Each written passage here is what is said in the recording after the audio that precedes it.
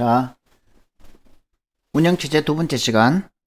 이번에는 운영체제의 개념과 구조에 대해서 살펴보도록 하겠습니다. 자, 이번 시간 내용은 우리 교재의 챕터 1장과 2장을 다룰 겁니다.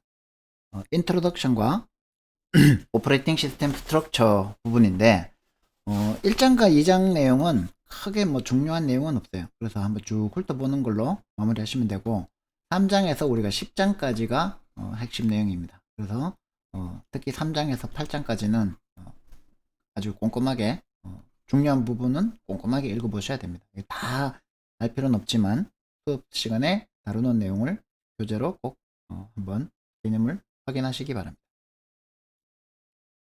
자, 지난 시간에 제가 운영체제의 정의, 데피니션에 대해서는 충분히 말씀을 드렸습니다. 그죠?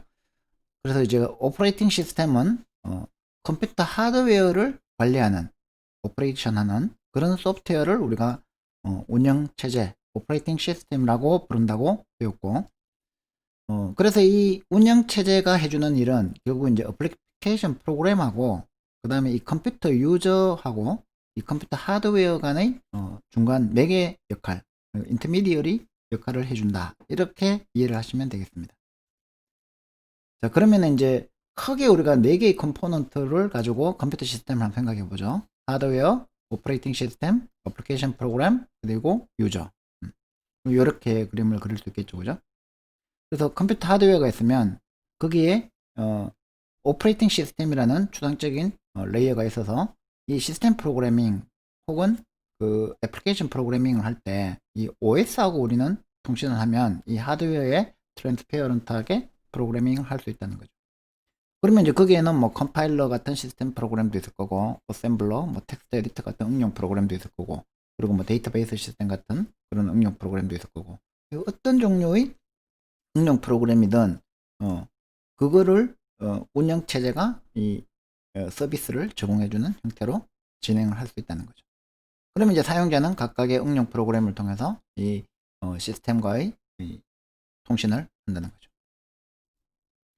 그래서 우리가 운영체제의 정의 자체는 앞서 말했던 대로 이렇게 저자도 실버사츠 교수도 그 Universally Accepted Definition은 없다. 그래서 운영체제를 그냥 우리가 돈 주면 오는 거 혹은 오픈소스 운영체제 같으면 다운로드 받으면 다운로드 받는 거 그걸 우리가 운영체제라고 하자 이렇게 얘기를 합니다. 그래서 이제 코먼한 데피니션을 우리가 굳이 하자면 항상 at all times 항상 러닝하고 있는 그런 프로그램 한 개를 우리가 운영체제라고 한다면은 가장 핵심적인 거는 이제 커널이라는 거죠. 커널. 우리말로는 안고 좀 되겠죠. 안고.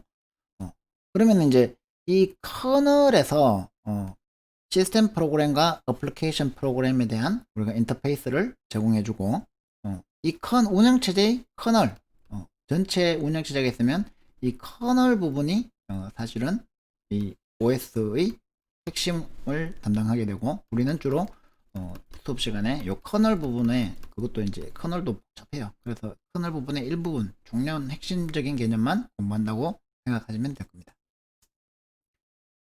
자, 그래서 우리가 지난 시간에 컴퓨터 시스템의 탄생을 쭉 한번 살펴봤는데 지금 사실 이제 그 옛날이니까 모던 그 컴퓨터 시스템, 현대적 컴퓨터 모형 이렇게 얘기하지만 요즘은 사실은 클래시컬 컴퓨터 시스템이라고 해야 되겠죠, 그죠? 전통적인 컴퓨터 시스템. 그래서 요즘의 모던 컴퓨터 시스템은 뭐 진경망 컴퓨터라든지 네트워크 컴퓨터라든지 혹은 양자 컴퓨터라든지 이런 것들을 우리가 이제 기존의 폰노이만 아키텍처를 따르지 않는 새로운 형태의 컴퓨터 프로 시스템을 우리가 모던 컴퓨터 시스템이라고 하고 오히려 얘들은 이제 전통적인 컴퓨터 시스템, 클래시컬 컴퓨터 시스템이라고 하죠, 그죠? 자, 그러면은 전통적인 이 컴퓨터 시스템은 어떤 구조를 갖고 있느냐? CPU가 있고, 그 다음에 여러 개의 디바이스 컨트롤러와 그거를 커먼 버스를 통해서 연결되어 있다 이 말이죠, 그죠? 그러면 이제 CPU가 있으면 센트럴 프로세싱 유닛이죠. 이 CPU는 이 버스를 통해서 이게 버스입니다. 그죠? 뭐 PCI 버스도 있고 무슨 그 스카시 버스도 있고 여러 종류의 버스가 있는데 이 버스를 통해서 램, 메모리하고 연결되어 있고 그 다음에 뭐 디스크 컨트롤러를 통해서 그 디스크들 요즘은 뭐 그 SDD? 갑자기 이름 생각 안 나노. 메모리형 SD 카드 뭐 이런 메모리형 스토리지도 있죠. 그죠? 그 다음에 USB 컨트롤러를 통해서 뭐 마우스, 키보드, 프린터 이런 거 하고 연결되어 있고 그래픽 어댑터 통해서 모니터하고 이런 IO 디바이스들하고도 연결되어 있습니다. 그죠? 그리고 이제 뭐 요즘은 RF 즉 블루투스나 뭐 이런 여러 가지 무선 장치를 통해서 또 블루투스 디바이스하고 이렇게 연결되는 이런 형태의 컴퓨터 시스템을 우리가 이제 OS가 오퍼레이팅 시스템이 제어를 해줘야 됩니다.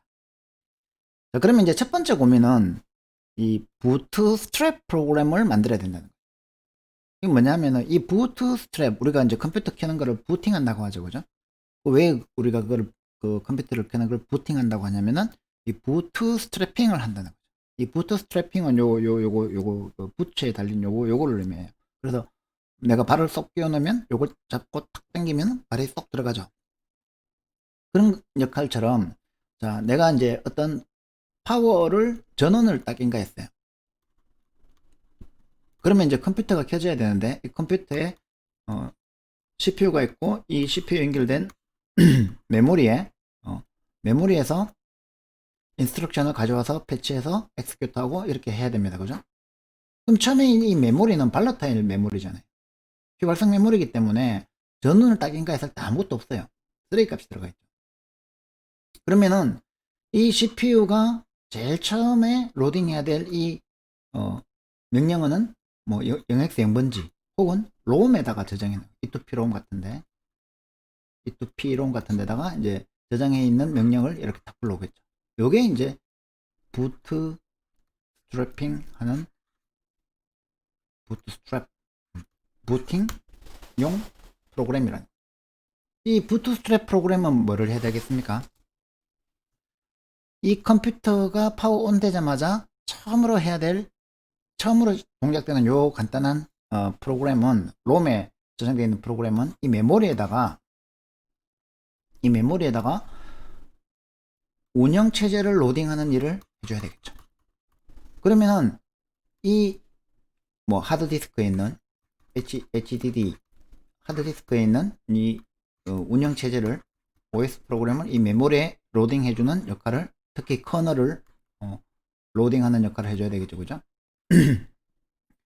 그러면은 요 부트스트래핑이 요 메모리에 로딩되면 그 다음부터는 이제 OS가 쭉 그거 돌면서 나머지 응용 프로그램들을 메모리에 로드했다가 삭제했다가 이렇게 하는 것들을 이제 운영체제가 알아서 해주니까 부트스트랩의 역할은 이렇게 운영체제를 발에 쏙 집어넣는 부츠에 집어넣는 역할을 해준다고 해서 우리가 부팅이라고 합니다. 그리고 운영체제를 메모리에 로딩하는 역할이 부팅 프로그램이다. 자, 그 다음에 그러면 인터럽트는 뭐냐? 어떤 CPU가 있고 그 다음에 이제 메모리가 있고 인스트럭션을 실행하고 패치하고 엑스큐트 하는 거를 쭉 하는데 이 IO 디바이스들이 쭉 있잖아요. 그죠? 키보드도 있고 뭐 예를 들어서 대표적으로 키보드 한번 생각해보죠. 키보드가 있어요. 이렇게. 내가 A라는 키를 딱 눌렀어요. 그러면 이 키보드에 있는 컨트롤러가 A라는 문자를 눌렀다라는 거를 이 CPU한테 알려줘야 되죠. 이런 거를 우리가 interrupt라는 방법으로 알려준다는 거죠. 표로적으로. 그래서 여기 보시면은 어떤 CPU 시간이 있고 그 다음에 IO 디바이스 시간이 있으면 IO 디바이스에서 이제 아이들 하고 있다가 이제 나 키보드 눌렀어 해가지고 A를 전송하는 거예요. 그러면은 CPU가 이제 그거를 받아서 A 눌렀구나 해가지고 받아서 처리를 해주고 또 이따가 이제 B키 누르면 이제 B키 눌렀어요 라고 신호를 보내면 여기서 또 B키를 눌렀구나 해가지고 받아서 처리를 해주는 거죠. 이렇게 이제 CPU하고 프로세서하고 IO 디바이스 주변 장치하고 이렇게 서로 통신하는 방법 중에 하나가 인터럽트라고 보시면 되고, 그러면 이제 인터럽트는 이 하드웨어가 트리거 한다고 하죠. 그죠?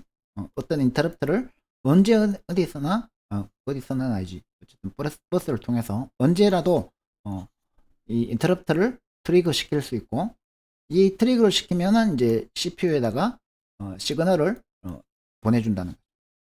그러면 그거를 시스템 버스를 통해서 그 시그널을 전송해 주는 거죠. 키보드 같으면 뭐 어떤 키가 눌러졌다, 마우스 같으면 어디에서 어디로 움직였다, 이런 이제 시그널들을 쭉 보내주면 CPU는 그걸 받아서 처리를 하는 거죠. 그리고 이제 폰 노이만 아키텍처는 제가 지난 시간에 자세히 설명을 했으니까 한번 읽어보시면 돼요. 인스트럭션 엑스큐션 사이클을 우리가 폰 노이만 아키텍처라고 한다. 그래서 컴퓨터에 내릴 수 있는 명령을 인스트럭션 셋, 명령어 집합으로 인스트럭션 셋, 명령어 집합으로 정의를 하고 이 이 명령어 집합에 있는 명령어들로 이제 구성된 어떤 컴퓨터 프로그램, set of instructions, 컴퓨터 프로그램을 메모리에 로딩하면 그 메모리에 있는 명령어들을 CPU가 하나씩 패치를 하고, 여기 있죠, 패치하고 그 다음에 execute를 하고, 요거를 execute 하고, 요런 패치 execute 사이클을 우리가 어디 갔지? execute가 없네. 패치 execute 하는 요 사이클을 우리가 폰 노이만 아키텍처라고 부른다. 그러기 위해서는 요 메모리에서 어떤 instruction register, 명령어 레지스터 IR, instruction register가 있어서 명령을 예를 들어서 move 같으면 move라는 명령을 가지고 오고, 그 다음에 이제 데이터 레지스터, 이거 뭐 R1, R2라고 합시다. 그럼 여기 3을 가져오고 여기 4를 가져오고, 그래서 우리가 ALU라는 거 배웠죠, 그죠? 이렇게 그러죠. ALU, Arithmetic Logic Unit 회로죠, 그죠? 이 회로에다가 이 명령어를 move, add라고 합시다. 이거를 add라는 명령어를 가져왔다면은 이 instruction register에 있는 거를 보고 요 데이터 레지스터의 값을 가져와 가지고 3 더하기 4를 하라 그러면 이제 7을 여기다가 저장하고, 이거를 메모리에다가 3은 메모리에서 가져오고 4도 메모리에서 가져와서 7 해가지고 요거를 또 메모리에다가 저장하고, 이런 역할들을 이제 명령어들 집합으로 구성해 준다는 거죠. 그래서 이 instruction register라는 개념을 인스트럭션을 저장하는 레지스터라는 거를 나중에 프로세스를 할 때 또 기억하고 있어야지 이해하기가 쉽습니다. 자, 엑스큐터가 여기 있었네. 패치하고 엑스큐터 하는 요 패치 엑스큐터 사이클을 우리가 폰 노이만 아키텍처라고 하고, 인스트럭션을 메모리에서 하나씩 가져오는 그 레지스터를 우리가 인스트럭션 레지스터라고 한다. 그 다음에 이제 CPU가 있고 메모리가 있지만, 이 메모리는 램이죠, 그죠? 휘발성 메모리죠. 그래서 비휘발성 저장 장치가 필요한데 이 비휘발성 저장 장치, 우리가 스토리지 시스템은 여러 개의 하이어러키로 구성되어 있어요. 계층 구조가 있다는 거죠. 무슨 말이냐면 용량에 따라서 혹은 액세스 타임에 따라서 이 용량과 이 접근 속도에 따라서 여러 개의 계층 구조가 있는데, 제일 빠른 건 CPU 안에 있는 그 레지스터들, 그죠? 이것도 저장 공간인데 레지스터는 엄청나게 빠르죠. CPU 안에 회로로 묶여 있으니까. 그 다음에 빠른 게 이제 중간에 이 램은 굉장히 빠르지만 이거보다 훨씬 더 빠른 중간에 캐시 메모리가 있다는 거죠.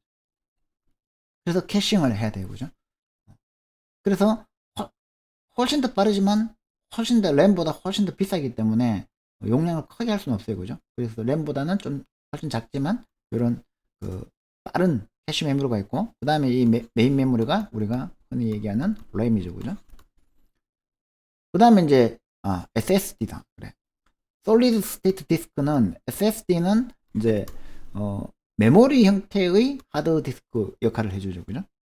그 다음에 이제 마그네틱 카드 저거 자기장을 이용한 이 하드디스크 HDD가 있고, 이 HDD로 이제 저장하기에도 양이 많은 거는 이제 옵티컬 디스크나 광학 디스크나 아니면 아예 마그네틱 테이프에다가 싸잖아요. 그러면 이걸 가지고 이제 그 백업 용도로 아직도 이제 백업 받을 때 마그네틱 테이프를 걸어 가지고 뭐 금융 은행 같은 경우에는 아직도 이제 이런 거를 테이프에 백업 받아 놔야 되죠. 그죠? 5년 전 거, 6년 전 거 이런 것도 보존 연한이 10년이다 그러면 10년 동안 백업하기에는 그 마그네틱 테이프가 제일 쌉니다. 그죠?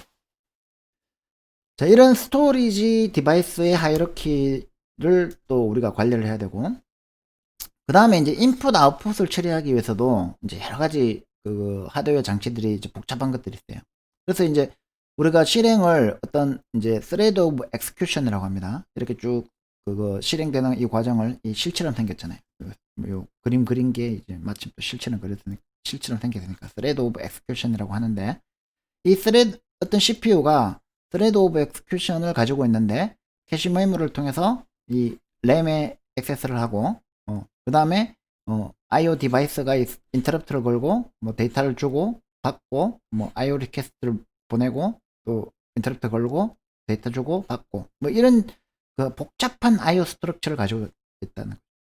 근데 예를 들어서 이제 유튜브 동영상을 우리가 보여준다. 그러면은 이제 어떤 그 CPU가 유튜브 동영상 보여주는 건 CPU가 사실 할 일이 별로 없죠. 왜냐하면 네트워크로부터 데이터를 받는 거는 네트워크 디바이스가 그 할 일이고, 그 다음에 LCD에 그 화면 디스플레이 하는 거는 LCD 디스플레이가 할 일이지 CPU가 막 뭔가 연산을 해가지고 처리해 줄 될 일은 별로 없어요. 그죠? 그럼 그런 경우에는 얘가 네트워크 카드가 얘한테 다이렉트로 데이터를 보내고, 그 중간에 처리할 거는 내가 저거 뭐 정지하거나 뭐 이런 저거 스탑 저거 누르거나 했을 때 그거에 대해서만 이제 CPU가 처리해 주면 되죠. 그죠? 그래서 이렇게 디바이스와 디바이스끼리 다이렉트로 액세스한다고 해서 다이렉티드 메모리 다이렉트 메모리 액세스 DMA 라고 하는 인터럽트 구조도 있다. 이렇게 이해하시면 되고, 그래서 사실 OS 코드를 구현할 때 대부분은 이 그 IO 처리, 즉 이제 OS 커널은 사실 굉장히 안정되어 있죠. 그죠? 우리가 오랫동안 개발되어 있기 때문에 커널이 이제 막 업그레이드 되는 경우는 사실 좀 그거 작고, 예를 들어서 휴대폰 S20을 만들다가 S21이 나온다 그러면 여기에 뭐 새로운 디바이스가 붙겠죠. 카메라가 새로운 광학 카메라가 나왔다. 그러면 이제 이 디바이스가 새로 붙었으면 이 디바이스를 제어하는 디바이스 컨트롤러를 만드는 게 사실 운영체제 개발의 지금 90% 내지 뭐 98% 이상은 이런 디바이스 컨트롤러 만드는 일을 하고 있다. 이렇게 보시면 되고, 커널 개발은 물론 계속 발전하고 있지만 거의 이제 안정화돼 가고 있다. 이렇게 보시면 됩니다. 자, 그래서 이제 컴퓨터 시스템 컴포넌트의 정의를 우리가 보면 결국은 이제 CPU, 그 명령을 처리해주는 CPU와 이제 프로세서, 그 다음에 이거 코어라고 하는 경우도 있고, 그 다음에 멀티코어라고 하는 경우도 있고, 멀티프로세서라고 하는 경우도 있습니다. 왜냐하면 예전에 이제 지금까지 얘기했던 그 CPU 하나에 메모리 하나 있는 이 구조는 이제 더 이상 사용하지 않죠. 아주 초토형 인베디드 시스템이 아니면 이제는 시메트릭 멀티 프로세서, 시메트릭 멀티 프로세싱을 할 수 있는 시메트릭 멀티 프로세서들이 탑재되어 있다는 거죠. 그래서 프로세서가 CPU가 한 개가 아니라는 거예요. 멀티라는 거예요. 그래서 어시메트릭한 것도 있는데 이 어시메트릭한 거는 뭐 거의 안 쓰니까 무시하고, 다 이렇게 시메트릭하게 메모리가 한 개인데 이 메모리에 연결되어 있는 CPU가 CPU 0, CPU 1, CPU 2 뭐 이래가지고 여러 개의 CPU가 각각의 레지스터와 캐시를 가지고 이렇게 붙어 있다는. 뭐 예를 들어서 어떤 슈퍼컴퓨터 같은 경우에는 이 CPU가 수백만 장 붙어 있을 수도 있죠. 자, 그 다음에 그러면 이제 CPU 자체를 그렇게 여러 개 다는 거는 사실 비용이 너무 많이 드니까 CPU 안에 이 CPU 하나의 칩 안에 이 CPU 코어만 이 레지스터와 캐시를 가지고 있는 요 코어만 이렇게 따로 회로로 구성하면 되지 않느냐. 그래서 우리가 이제 PC에서는 CPU 한 장만 꼽지만 마더보드 한 개만 있지만 그 안에 코어가 여러 개 있는 거죠. 그래서 이제 두 개 있으면 듀얼 코어, 듀얼 코어, 세 개 있으면 네 개 있으면 쿼드 코어. 요새는 뭐 페타 뭐라 그러죠? 뭐 8코어. 이를 제가 최근에 컴퓨터를 새로 샀는데 코어가 몇 개입니까? 그러니까 쿼드 코어 이상입니까? 그러니까 요새 누가 쿼드 코어 써요? 코어가 이제 8코어 정도 나온다는 거죠. 조금 가격이 되는 것들은.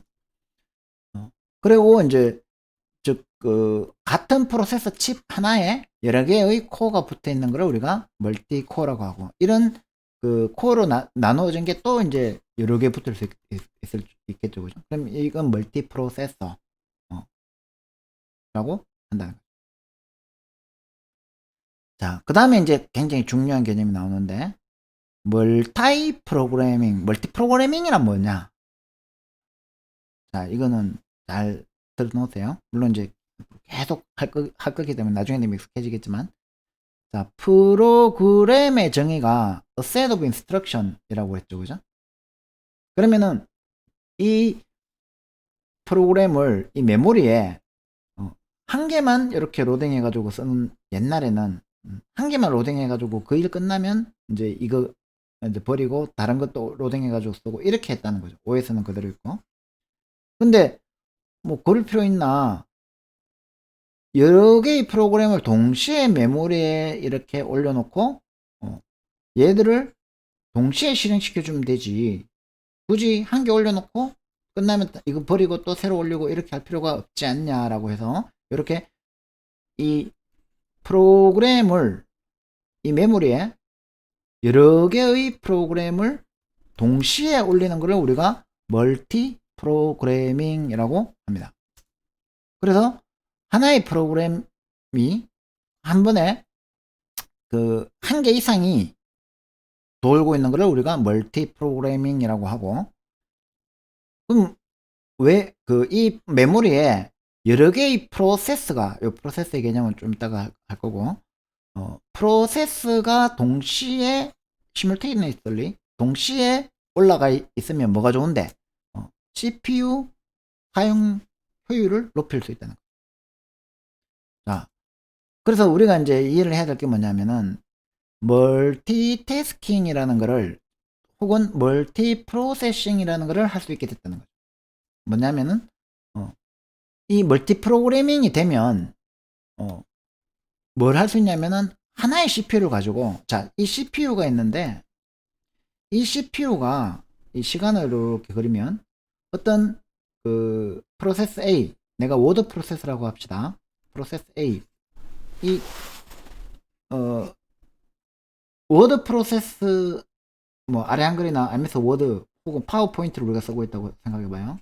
자, 파워포인트에 제가 막 이제 자료를 입력을 하고 막 그림을 그리고 자료를 만드는데, 이 CPU 시간을 보면 이 CPU는 노는 시간이 98%고 일하는 시간이 2%밖에 안 된다는 거죠. 왜냐하면 제가 아무리 빨리 타이핑을 친다 하더라도 CPU 입장에서는 너무 입력이 널널하기 때문에 시간이 논다는 거죠.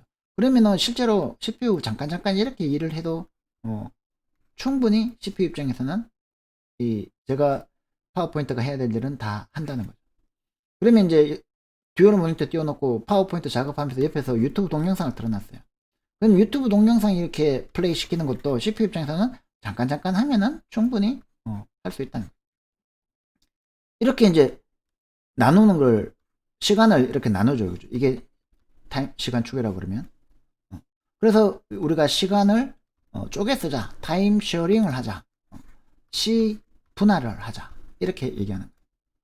이렇게 하나의 CPU가 실행 속도가 굉장히 빠를 때 여러 개의 여러 개의 프로세스를 굉장히 자주 이렇게 바꿔주면 이 어떤 여러 개의 잡들이 동시에 사용자의 입장에서는 내가 타이핑하고 있는데 옆에서 동영상은 계속 돌고 있다는 거예요. 이런 것들을 우리가 멀티태스킹 혹은 멀티프로세싱이라고 하고 이런 것들을 우리가 콘커런시라고 부릅니다. 콘커런시. 나중에 한 번 더 하겠지만 콘커런시의 개념과 그 다음에 패럴렐리즘의 차이를 여러분들이 정확하게 이해하셔야 돼요. 3장에서 나오니까. 자, 그러면 이제 우리가 또 그런 걸 하려면은 CPU 스케줄링이라는 게 필요하다는 거죠. 자, 램에 여러 개의 프로세서가 동시에 존재해요. 그 다음에 CPU는 한 개예요. 그러면은 얘를 실행시켰다가 그 다음에 얘가 이제 그 타임을 자기한테 부여된 타임을 다 끄고 이제 빠져나갔어요. 그러면은 그 다음에 이 남은 놈들 중에서 어느 놈을 선택할 거냐는 거죠. 그걸 우리가 CPU 스케줄링 프로블럼이라고 합니다. 목표는 뭐겠어요? CPU 효율을 제일 좋게 만드는 선택 방법이 뭐냐? 어떤 프로세스를 다음에 실행시킬지 선택하는 방법이 뭐냐? 이게 5장에서 중요하게 다루는 내용입니다. 자, 그 다음에 이제 운영체제라는 게 등장하고 나면 이 오퍼레이션 모드가 중요해져요. 왜냐하면 유저 모드와 커널 모드로 나눠 가지고 아까 운영체제의 가장 중요한 핵심 부분이 커널이라고 했잖아요. 그죠? 그리고 이제 유저 모드는 애플리케이션의 어떤 그 동작이라고 보면 어떤 이제 그 내가 멜리셔스 프로그램 즉 저거 바이러스를 내가 작성할 수도 있고 아니면 초보 프로그래머라 가지고 막 엉뚱한 작업을 막 할 수도 있단 말이에요. 그럼 시스템이 크래시 되면은 안 되잖아요. 그죠? 그러면 나쁜 짓은 할 수 없도록 인커렉틀리하게 다른 프로그램에 방해되는 그런 나쁜 짓을 할 수 없도록 막아주는 역할도 운영체제가 해야 된다는 거죠. 그 중에 이제 대표적인 게 어떤 유저 프로세스는 쭉 실행하다가 시스템 콜을 해요. 이 시스템 콜이라는 건 뒤에 한 번 더 나오지만 OS한테 어떤 요청을 서비스를 요청하는 걸 시스템 콜이라고 불러요. 그러면 이제 그때 커널 모드로 딱 바꿔가지고 커널 모드에서 시스템 콜을 처리하고 난 다음에 다시 커널 모드로 저 유저 모드 되돌아가는데 요 커널 모드에서만 이 커널 모드에서만 할 수 있는 게 있다는 거죠. 커널 모드가 아니면 직접적으로 저거 하드웨어 제어를 못하게 만듭니다. 그렇게 해놓으면은 OS를 제외하고도 OS를 제외한 유저 그 소프트웨어 프로세스들은 운영 직접적으로 하드웨어를 제어를 못하기 때문에 그런 이제 나쁜 짓을 하기가 굉장히 힘들어진다. 그래도 나쁜 짓 하는 사람들은 방법을 찾아내죠. 그죠? 그게 그러니까 이제 계속 운영체제 패치를 해가지고 그런 그 시큐리티 홀이 있으면 또 그걸 막아내고 이런 일들이 반복적으로 일어나고 있습니다. 자, 이제 기본적인 운영체제의 개념은 다 했고 이제 현대적 컴퓨터 시스템으로 넘어오면 이제 너무 복잡해졌다. 자, 첫 번째 버추얼라이제이션 가상화 기술 이것도 이제 굉장히 중요한 기술이 됐는데 자 생각해보면 이 어떤 싱글 컴퓨터가 있을 때 방금 우리가 여러 개의 프로세스를 돌릴 수 있다. 프로세스의 개념은 프로그램 인 엑스큐션 실행 중인 프로그램을 프로세스라고 했고 그 프로세스를 하나의 메모리에 동시에 여러 개 올릴 수 있는 거를 이걸 멀티 프로그래밍이라고 했고 이 멀티 프로그래밍 된 프로세스들을 CPU가 타임 쉐어링 하면서 동시에 실행시킬 수 있는 콘커런트하게 실행시킬 수 있는 거를 우리가 멀티 프로세싱이라고 했죠. 멀티태스킹이라고. 근데 가만히 생각해 보니까 CPU가 있는데 이 여러 개의 프로세스를 돌릴 수 있으면 이 하드웨어 자원이 있는데 운영체제를 여러 개 돌릴 수 있지 않을까? 이렇게 된 거예요. 그래서 가능하죠. 그죠? 그럼 중간에 뭐를 끼우면 되느냐? VMM을 끼우면 된다. 버추얼 머신 모니터. 버추얼 머신 매니저 모니터라고도 합니다. 그래서 VMM이라는 걸 끼워 넣으면 대표적으로 이제 VM웨어라는 회사가 있죠. 그죠? 그리고 이제 오픈소스로는 젠서버라는 게 있습니다. 그리고 이제 우리가 사용하고 있는 윈도우즈에는 윈도우즈 시스템 포 리눅스라고 해서 내가 하드웨어가 하나 있으면 이 하드웨어에 그냥 그 OS를 바로 올릴 게 아니라 VMM을 올려가지고 여러 개의 OS를 가지고 이 OS들을 또 아까 우리가 스케줄링 하듯이 OS 스케줄 CPU 스케줄링을 하듯이 OS VMM 스케줄링을 해주면 되지 않느냐는.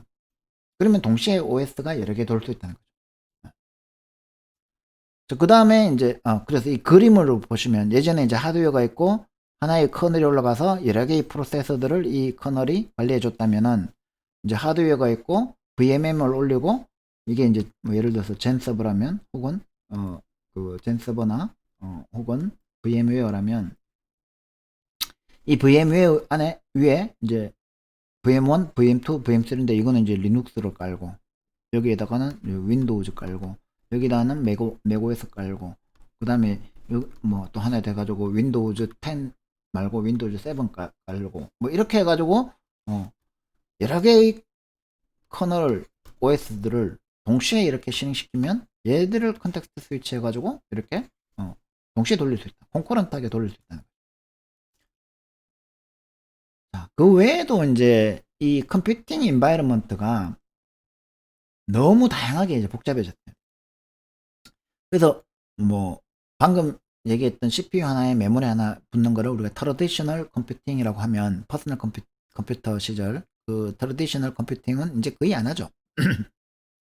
이젠 대부분 다 모바일 컴퓨팅, 뭐 대표적으로 휴대폰, 스마트폰, 안드로이드 운영체제, 그 다음에 아이폰 운영체제 이런 것들이 다 이제 모바일 컴퓨팅입니다, 그죠? 그 다음에 예전에는 이제 클라이언트 서버 컴퓨팅을 주로 했어요. 그러니까 서버가 있고 그 다음에 이거의 클라이언트들이 이 서버에 붙어 가지고 요청을 하고 응답을 하고 대표적으로 뭐가 있습니까? 웹이죠. 웹 서버가 있고 웹 클라이언트가 있고 이게 웹 브라우저죠, 그죠? 그래서 웹 브라우저는 웹 서버한테 리퀘스트를 하고 HTML 파일 보내줘, 동영상 파일 보내줘 이렇게 리퀘스트를 하고 웹 서버는 웹 브라우저에 리스판스를 하고 이 리퀘스트 리스판스 구조로 인터넷이 구성돼 월드와이드 웹이 구성됐고 그걸로 지금 이제 대부분의 사람들이 잘 쓰고 있죠. 자, 그런데 요즘은 이제 P2P 컴퓨팅이 뜨기 시작했어요. 자, P2P 제일 먼저 뭐가 떴습니까?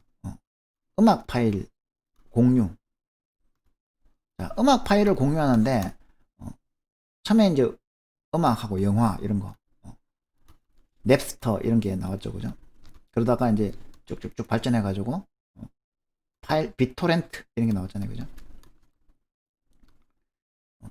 얘들은 파일을 공유 어둠의 경로에서 주로 많이 쓰죠.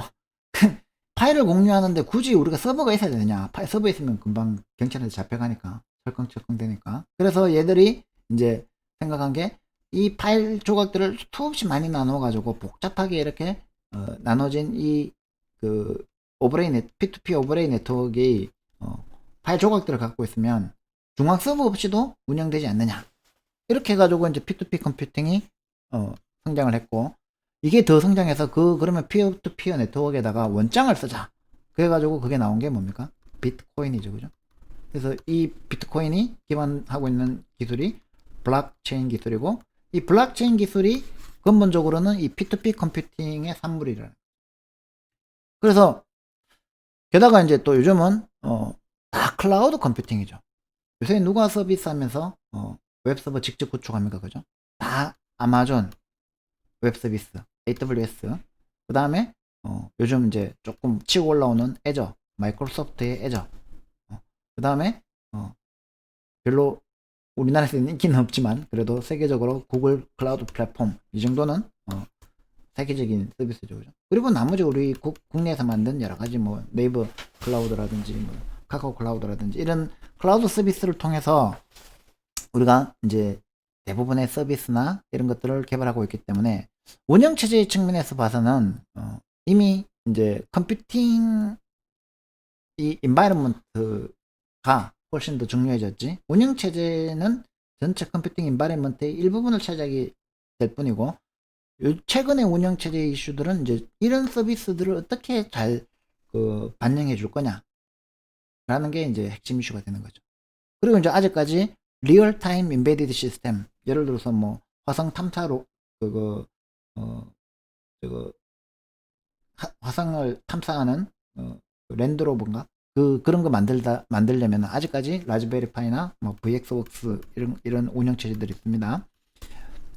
이런 운영 체제들은 직접 하드웨어를 리얼타임으로 제어하는 그런 운영 체제가 필요한다. 그런 것들을 우리가 RTOS, 리얼타임 오퍼레이팅 시스템, RTOS라고 부릅니다.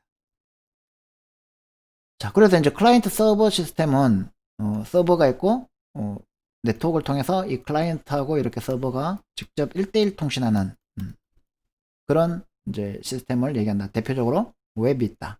그 다음에 P2P 시스템은 이렇게 피어와 피어가 서로 통신을 막 한다. 엔드엔드 통신이죠, 그죠? 그 다음에 이제 클라우드 컴퓨팅은 내가 어떤 사용자가 이제 뭐 예를 들어서 소프트웨어 애저 서비스, 플랫폼 애저 서비스 뭐 이렇게 뭐 SaaS 이런 얘기 많이 들어봤죠, 그죠? 소프트웨어 애저 서비스. 그러니까 내가 컴퓨터 하드웨어 자원은 내가 갖고 있는 컴퓨터 하드웨어 자원은 이 네트워크를 통해서 연결되는 유저 인터페이스에 불과하고 UI에 불과하고 실제로 모든 컴퓨팅 자원들은 다 클라우드에 있는 거예요. 그래서 요새는 이 클라우드가 이제 또 그 이름을 바꿔서 이제 엣지 컴퓨팅이라고도 많이 합니다. 왜 엣지 컴퓨팅이라고 하는지 내가 정확하게 이해는 안 되지만 그렇게 부르더라고요. 그러니까 여기에 서버, 버추얼 머신, 스토리지 이것도 뭐 그 다음에 네트워크도 CDN 이런 거 써가지고 이 서버 안에 모든 컴퓨팅 자원들, 그러니까 프로세싱, 저장 이런 것들이 거대한 하나의 클라우드 구름처럼 이렇게 요 구름처럼 생겼잖아요, 그죠? 구름처럼 가려져 있고 안개 속에 이 모든 컴퓨팅 자원이 있고 그 나머지 우리는 그냥 이 터미널을 통해서 이 클라우드가 제공해주는 서비스들을 잘 조합해서 사용하면 된다. 이런 개념이 이제 클라우드 컴퓨팅 환경입니다. 자, 그래서 이제 우리는 어떤 컴퓨터 프로그램이 실행될 수 있는 환경을 제공해 주는 것이 이제 운영체제의 역할인데 주로 유저 인터페이스, 프로그램의 실행, I/O 오퍼레이션, 파일 시스템, 통신, 에러 디텍션, 리소스 로케이션, 로깅, 프로텍션 시큐리티 이런 것들을 제공하는 것들을 우리가 공부를 해야 돼요. 그 중에서 제일 중요한 게 뭐냐면은 이제 프로세스라는 개념하고 이 프로세스의 하위 개념인 thread라는 개념. 그래서 이 프로세스와 스레드를 한 개만 돌릴 때는 큰 문제가 없어요. 동시에 돌려야 되는 거예요. 멀티타스킹을 해야 되는, 멀티 프로세싱을 해야 된다는 거죠. 그럼 이 멀티 프로세싱을 하기 위해서 반드시 발생하는 문제가 이제 동기화 문제가 생겨요. 싱크로나이제이션. 이 동기화 문제를 제대로 해결하지 못하면 데드락이 발생한다. 그러면 이제 데드락 문제, 트러블인 거죠. 그 다음에 이제 이것들을 처리하기 위해서 우리가 메모리 매니지먼트를 어떻게 할 거냐. 그 다음에 이 메모리 매니지먼트를 더 잘하기 위해서 버추얼 메모리, 가상 메모리를 어떻게 또 관리할 거냐. 이런 것들을 우리가 쭉 공부하게 될 겁니다. 또 이제 멀티 프로세싱을 하기 위해서 CPU 스케줄링을 어떻게 할 거냐. 이것이 이번 학기 동안 계절 학기 동안 공부해야 될 핵심 주제들이라고 보시면 됩니다. 자, 마지막으로 이제 그래서 이제 오퍼레이팅 시스템이 제공해야 될 서비스들이 많이 있어요. 프로그램 엑스큐션 이게 이제 프로세스 매니지먼트고 우리가 대부분은 여기서 이거 공부하다가 한 학기 다 갈 겁니다.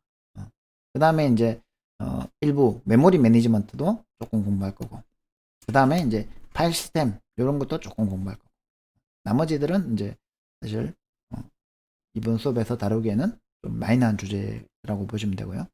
그러면 이제 마지막으로 이 시스템 콜은 뭐냐? 우리가 어떤 이제 OS에 인터페이스 하기 위한 방법은 CLI를 통하는 방법, 커맨드 라인 인터페이스, 즉 쉘이라고 부르는 거 있죠, 그죠? 뭐 배치 쉘, C 쉘, T 쉘 여러 가지 쉘이 있죠, 그죠?